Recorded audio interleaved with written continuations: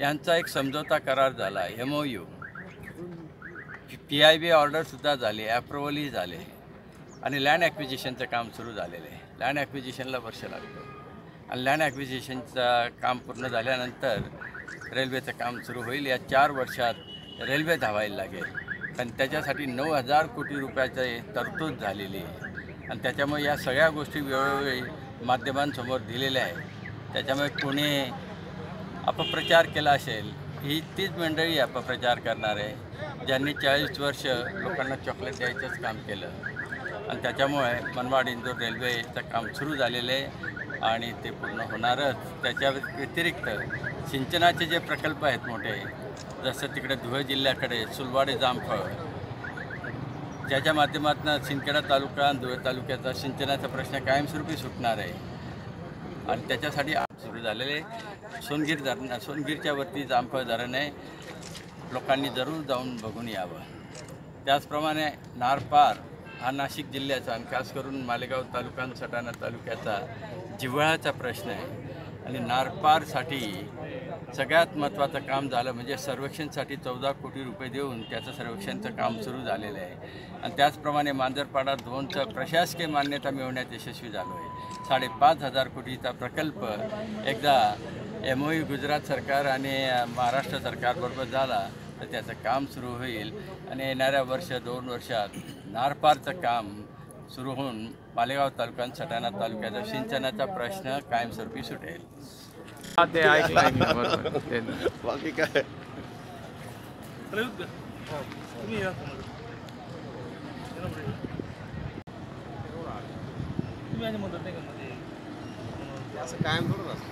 कार्यकर्त्यांना या ठिकाणी एक नम्र विनंती आहे की कृपया आपण इतरत्र उभे न राहता सभामंडपामध्ये स्थानापन्न व्हा.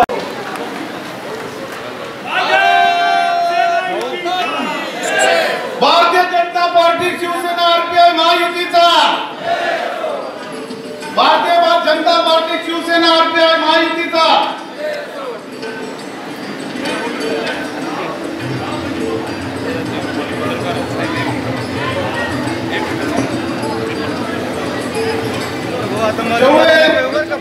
माझ्या उजव्या बाजूला उभे आहेत त्यांनी सर्वांनी कृपया खुर्च्यांमध्ये बसून घ्यावं.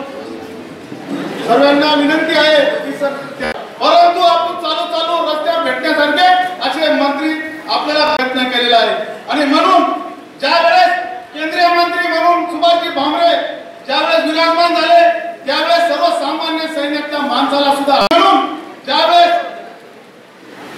चंद्रकांत चव्हाणचा धुळ्याचा चंद्रकांत चव्हाण जेव्हा तो पाकिस्तानमध्ये आणि तुमच्या सगळ्यांच्या आशीर्वादामुळे तो चंदू सुद्धा आपल्या भारत देशात परत आलेला आहे.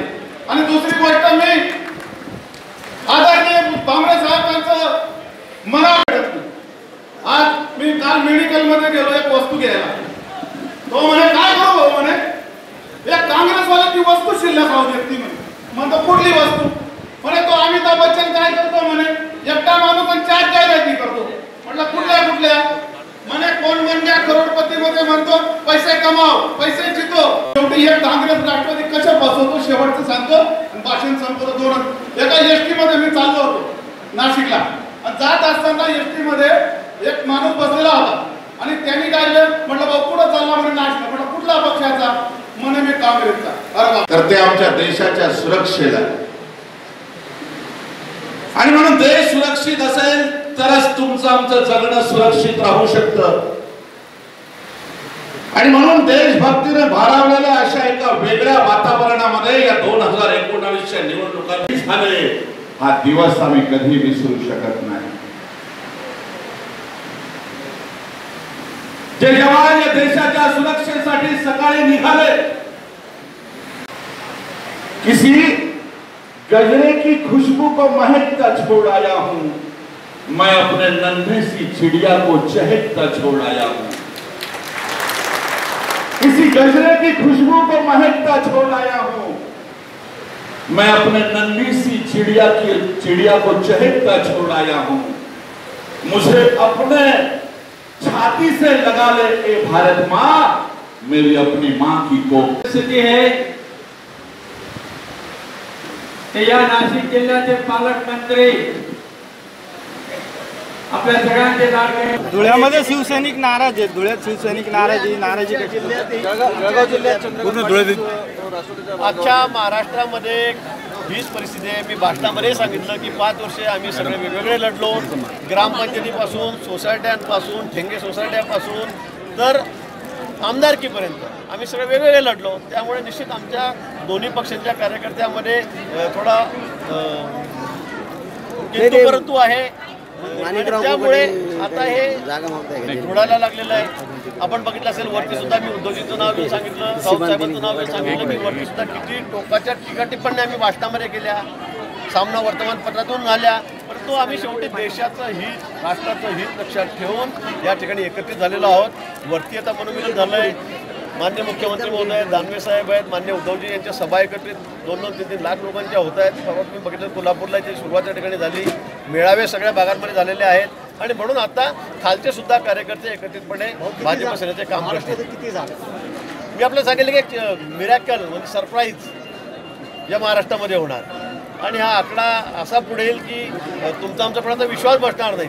मागच्या वेळेपेक्षा निश्चित जागा जास्त आणि वेळ प्रसंग आला तर 100% जागा या ठिकाणी या महाराष्ट्रामध्ये मोदींना पंतप्रधान करण्यासाठी हे मतदार दिल्लीला पाठवतो. हो, स्पेसिफिक 80 नानांनी असा शब्द वापरला की घात केला म्हणून. घात केला, गिरीश महाजनांनी माझा घात केला असा शब्द वापरला. आता मी त्यांच्याबद्दल जास्त बोलत नाही.